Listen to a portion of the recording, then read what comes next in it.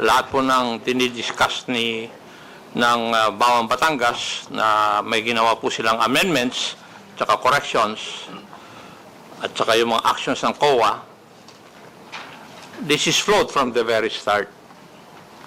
May I know, Madam COA, if yung pong Bawan Plaza, which contains the basketball court, tama po ba konsiderangin? Hello po. Yes po, dati pong basketball court po ng Bawan, yung Bawan Plaza Hotel po ngayon. Okay, thank you. How do you classify this? Is it part of the public domain or is it property of public dominion? Madam COA. Sorry, Your Honor. Since it is owned by the municipality of Bawan, since it is, therefore it is of public dominion, Your Honor. If it is part of public dominion, then it is governed by the Civil Code of the Philippines. Tama po ba? Specifically, Article 420 of the Civil Code, Yes, Your Honor. which enumerates the property of public dominion. Yes, Tama Your rin po ba? I'm sorry, Your Honor, but I will with read, regard to that specific provision, I will read have the no specific copy. provision for the information of everybody. Thank you, Your Honor. Article 420 of the new Civil Code. The following things are property of public dominion. Those intended for public use, such as roads, canals, rivers, torrents, ports, and bridges constructed by the state, banks, shores, roadsteads, and others of similar character. Number 2, those which belong to the state without being for public use and are intended for some public service or for the development of the national wealth. We also have Article 421, all other property of the state which is not of the character stated in the preceding article is patrimonial property. So, hindi po patrimonial property yung enumerated by 420. Di po ba, Madam COA? Yes, Your Honor. Now, Article 422 of the new Civil Code also states that property of public dominion, when no longer intended for public use or for public service, shall form part of the patrimonial property of the state. So, yung pong basketball court, ginagamit po ng for public use. Di po ba? Would you agree with that also? Yes, Your Honor. Now, we also read the local government code, which also state that disposition of the LGU's real property, there must first be public hearings, 2, concurrence of the majority of the Sangguniang members, Section 11 of the local government code. And I will quote, local government offices and facilities shall not be transferred, relocated, or converted to other uses unless public hearings are first conducted for the purpose and the concurrence of the majority of all the members of the Sanggunian. It's a provision of law also. Madam COA. Yes, Your Honor. Now, would you also agree that there is a process that should be done before a property of public dominion can be converted to patrimonial property? Tama po, Your Honor. Ginawa po ba ng Bawan Municipal Government yun? I could not directly answer that question, Your Honor. Maybe we could That's why I asked if there's a lawyer from Bawan. Kaya kung tinanong kung may abogado. Now, the lawyer from the municipality or municipal government of Bawan, would you agree with what we have discussed with COA? Or you're not aware of this? SP Secretary, are you a lawyer? Hindi, yung katabi yata niya, Ayun na. nag-raise ng kamay eh. Sino ang nag-raise na kamay? Katabi niya. Wala pong lawyer sa amin. May nagtaas ng kamay kanina dyan sa inyo eh. Meron talaga nagtaas ng kamay eh. Kung meron lawyer na kasama, ang government officials. May tinawag lang yata po doon sa staff.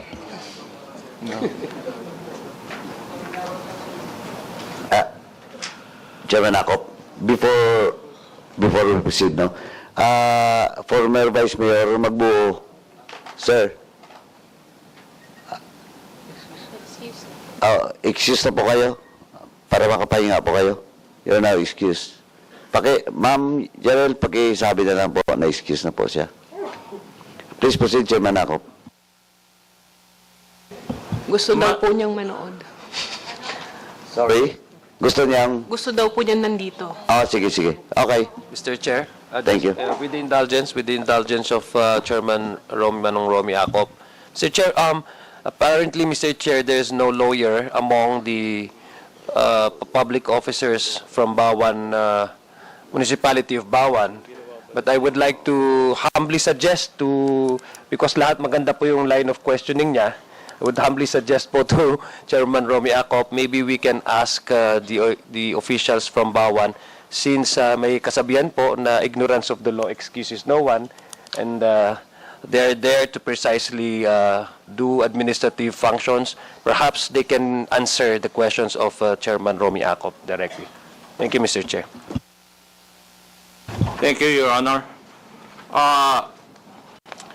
Ginawa niyo po ba yung local government of Bawan to convert yung public plaza and the basketball court from being a property of public dominion na maging patrimonial property ng Bawan? May ginawa po ba kayo? Actually po, yung pong area yun ay matagal nang hindi ginagamit as basketball. Parang Hindi naging po yun ang kasagutan dun sa tanong ko. Ang tanong ko po kung may ginawa kayong proseso o protocol para ma-convert yung basketball court at saka public plaza from being a property of public dominion para maging patrimonial property ng Bawan, Batangas. May ginawa ba kayo? Pursuant to the law? Kasi kailangan na igagawin kayo according to the law. Since that time po ako hindi pa SB secretary noon, kaya yung naging process noon, hindi po ako aware. Sige, Kasi pag-uwi ko yung tanong ko, sa being the Sangguniang Bayan Secretary, may alam ka ba na ginawa ng Bawan, Batangas na i-convert from public dominion to patrimonial property yung Bawan Plaza at saka basketball court? Kasi according to my research, si Konsehal Dalangin lang ang nag-object. Dito sa aking research, iho.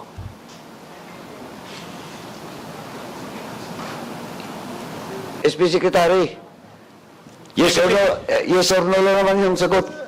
Actually, sa ngayon po, wala po akong alam dahil nga po, records na titingnan ko. Kasi 2013, tapos na po yung agreement during maging SB Secretary ako. Okay. Now, did COA look into this, whether na-convert yung public plaza being a part of public dominion to patrimonial property so that it can be leased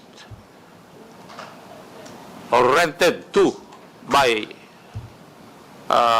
the local government of Bawan, Batangas? Kasi sa tingin ko, hindi nyo nakita ito eh. With indulgence to Chairman Akop, before COA answers to the query, para makapaganda po kayo ng sagot. Miss Janelle, sino ba yung nandito kayo na former councilor na nakasama doon nung time na to? Kasi this is 2013. Yung fraud audit was made 2014. So, this transaction was made prior to that year. Sino ba yung kasama? Matanda mo ba? May resolution ba converting? Mr. Chair, ang kasama ko lang po ditong konsihal ngayon ay si Konsihal William Abrahan po. Kami lang po dalawa dito yung nasa term ko po. Pero may natandaan ka ba na pumasa kayo ng resolution converting such property from dominion to patrimonial? ang naalala ko nga po yung gagawin, yung pong basketball court, hindi lang po yung basketball court, yun po ibang tayog din ng mga bayani ng Bayan ng Bawan. Kaya po, ang naalala ko po ay tinutulan po talaga namin yan ni Attorney Johnny Magboo dahil nga po, ang stand ko po, pag po nalilito ako sa loob po ng konseho, bumabalik po ako sa stand ko ng pagmamay-ari ng Bayan ng Bawan ay gusto ko pong manatiling pagmamay-ari ng aming bayan. So, as far as you remember, wala pong resolusyon na naipasa? Wala ka pong natandaan? Dahil po kay under oath ay gusto ko po munang i-confirm uli po yun, pero sa ngayon po ay wala po ako naalala. Okay, thank you. Yung isa pang counselor na present, sir, did you remember passing a resolution during your time? Good morning po, Your Honor. Doon po sa query ni Chairman Acop ay wala rin po akong natandaan na ginawa ng Sangguniang Bayan o ng LGU. That time? That time, yes. Anong taon ka Mr. pa Chairman. sa konseho that time? Ano po, sir? Anong taon? What year? Hindi ko na rin po matanda. No, as counselor. Councilor po ako simula 2010 hanggang 2019. Kasabay ko po si Honorable Junil Dolangin. Okay, thank you. Chairman Acop, please proceed with go. Ayun po yung hindi po niyo natignan yung aspeto na ito, Madam Coa. And it did not form part of your investigation kasi wala pa akong narinig sa inyong report tungkol dito. Yes, Your Honor, it was not covered in the report, but if I could refer you to Engineer Romy Virana, they were the ones who inspected that site, Your Honor. So maybe he could provide some information for that Mr. Chair? matter. Engineer Yes, Romy Virana. please proceed, Sir Virana. Yes, Your Honor. Actually, nung magkanda kami ng Pakilapit lang po ng microphone. ng appraisal doon, Your Honor, yung ginagawa niyong hotel, ongoing na yung construction ng hotel. Kaya hindi na namin tiningnan kung ano pa yung history ng property. Kasi in-assume namin na yung pagtayo ng hotel doon, walang problema. Ibig sabihin, legal ang pagkatayo doon or yung property, patrimonial na ba o ano. Kasi nandun na po yung, yung ongoing na yung construction ng hotel. Thank you. May I proceed, Mr. Chair? Please proceed, Chairman Acop. Madam Coa, ngayon alam nyo na. Di po ba? Na dapat meron pang mangyari o gagawin o ginawa ang local government unit of Bawan bago maging patrimonial property yung plaza so that it can be leased or disposed of pursuant to the local government code. Kasi ang sinasabi ng local government code in answer to the statement of the Sangguniang Bayan na matagal nang hindi ginagamit. Kahit na matagal nang hindi ginagamit, before you can dispose of patrimonial property, meron po kayong susundin na batas, which is the local government code. Local government offices and facilities shall not be transferred, relocated, or converted to other uses unless public hearings are first conducted for the purpose and the concurrence of the majority of all the members of Sangguniang concerned is obtained. So yun ang requirement. And inulit po ito sa isang desisyon ng Korte Suprema. At ang sinabi na bago may renta o malis yung isang property ng isang local government unit, there must have been one, yung meeting po ng Sangguniang Bayan concerning the conversion ng patrimonial property and abandoning its current purpose. So kahit hindi nyo na ginagamit, kailangan pa rin magkaroon kayo ng meeting ng Sangguniang Bayan. Yun po ang requirement ng batas eh. At ang pangalawa is that majority of all Sangguniang Bayan members must have voted in favor of such conversion. Hindi po yata nyo ginawa ito eh. Kaya nga sinasabi ko, nung hindi nyo po ginawa ito, hindi naging patrimonial property yung Philippine Plaza, and therefore, hindi po pwedeng ilis. It cannot be the subject of a contract. Would you agree, Madam Koa? Yes, Your Honor. Yes. Kasi ito yung aspeto na hindi nyo nakita sa investigasyon. So magmula doon sa una, mali na. Kahit na anong correction ang ginawa ninyang bawan local government, doon sa inyong findings, wala na dahil illegal from the very start. Hindi nyo sinunod yung batas eh.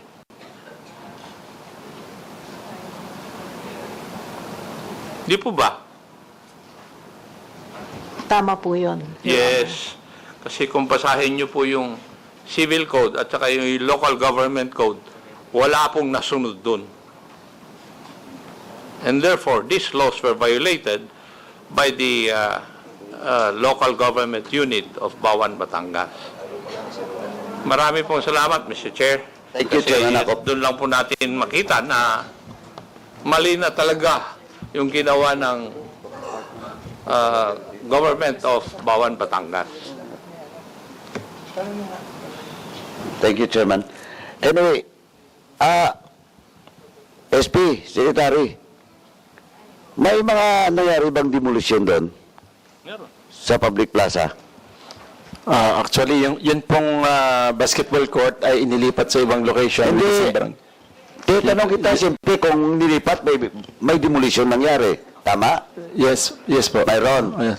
Now, a while ago, ma'am, doon sa findings ba ng COA, na-establish ba kung anong mga na-demolish doon?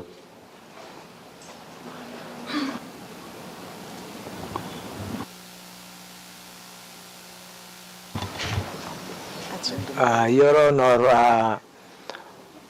hindi namin po alam kung may demolition doon kasi nung magkaroon kami ng inspection, may ongoing construction na po yung hotel. Ongoing na. Opo. Okay. Miss Janelle, Yes po, Mr. Chair. Konsyal, you mentioned about doon po sa mga landmarks doon sa public plaza kanina. It was demolished ba? Nawala po yung buong, iba na po itsura niya. Tapos yung mga bayani po inilipat po sa kabila po. Inilipat sa kabila. Saan kabila? Sa Plaza Orense. Plaza Orense po. Katapat po. Katapat. Pero, so definitely, may nangyari doon na pagbabago doon sa plaza. Of course, kasi pinatayan ng hotel. Opo. Now, yung public plaza ba, Konsyal, when was that declared as a public plaza? Sa history po. Kailan ba naging municipality yung Bawan? Hindi ko po lang maalala, Mr. Chair. I-google mo nga. Comsec, google mo nga. Anyway, kasi ganito po, SB, Secretary. Alam mo kasi, ang titingnan ko yan, dyan, baka may problema pa kayo dun sa National Historical Commission Charter. May mga specific provision kayo doon. For example, yung sinasabi niya mga statue, if that public plaza, and that includes its mga statue doon, was declared as National Cultural Heritage, may problema po kayo. That's number one. SP, makinig ka muna. Second, if that public plaza exists more than 50 years, may problema din kayo. Because you have to get a certificate of clearance from the National Historical Commission before gumawa kayo ng pagbabago. Yan laging problema ng mga LGU. Well, in fact, in my LGU, in my province, yun din ngayon ang problema, yung merkado doon. Because the market exists for more than 50 years.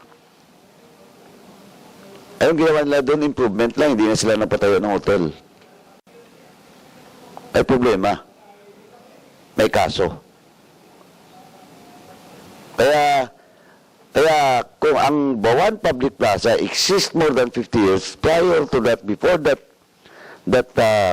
development of that or that project, may problema po kayo. May problema yung mayor, may problema vice mayor, may problema. No, vice mayor, ministerial lang eh. Unless bumoto siya kung he divide the house or the council. Pero may problema pati yung konseyo, except for those who voted against or opposed. Or leave the session hall during the deliberation. Yun po. Maliban dun sinasabi ni Chairman Akop kanina, yung violation dun sa dalawa, local government code, eto, may problema pa kayo if proven na indeed more than 50 years yung existence sa public plaza, at the same time, wala kayong clearance from the National Historical Commission.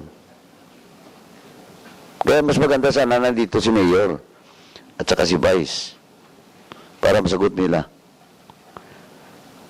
Before we proceed, let me acknowledge the presence of Congressman Kit Flores, Vice Chairperson of the Committee on Suffrage and Electoral Reform, representing 2nd District of Bukidnon.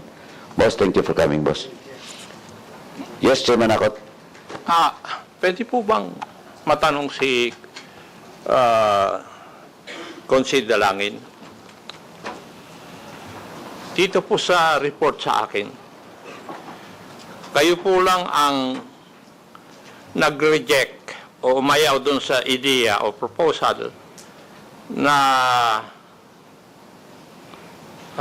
baguhin yung use ng public plaza ng Bawan, Batangas. Totoo po ba ito?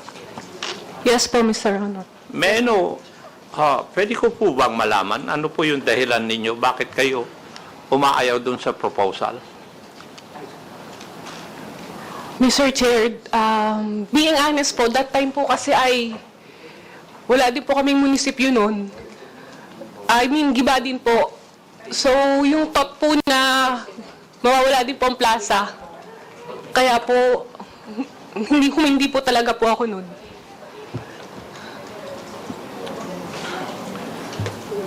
So, wala na po kayong munisipyo, wala pa kayong plaza. That time po. Opo.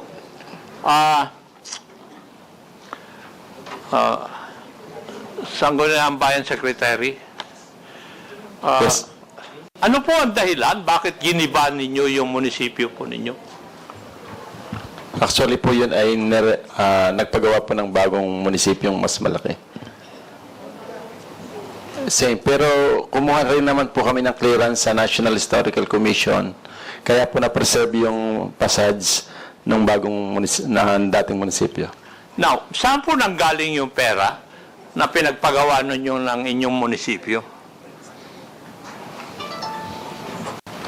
Actually, nag-loan po kami sa DBP. Totoo ba yun o disapprove yung loan ninyo? Previously, hindi kagad kami... Sagutin mo ako, Iho. Kasi dito sa research na nangyari, nandito sa data ko, alam ko na nag-loan kayo sa DBP for 150 million. Tama. Pero disapprove. Why? Because you lack the seal of good housekeeping and other requirements. Yun po yung research dito eh. So saan nyo kinuha yung pera na pinagpagawa nyo ng munisipyo? Actually po yun ay na-approve din kasi kami ay naging awardee na rin po ng Seal of Good SLG. Kailan kayo SGLG. nag-take ng loan sa DBP?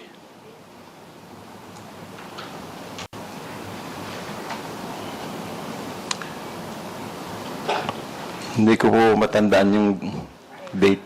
Kailan na-approve yung loan ninyo na sinasabi mo kung totoo man yun? Remember that you are under oath. Pag mapatunayan ko na hindi ka nagsasabi, ikukulong kita. Narito po ang aming municipal accountant, mas alam po niya yung record regarding our financial statement, Ay, financial record. kayo po ang tinatanong ko eh. Ang alam ko po yun ay na-approve. Yung exact date lamang po ang hindi ko maalala. Yung accountant, Your Honor, wait, pwede ka pong, check ko lang po yung record ka pa. Kung ano.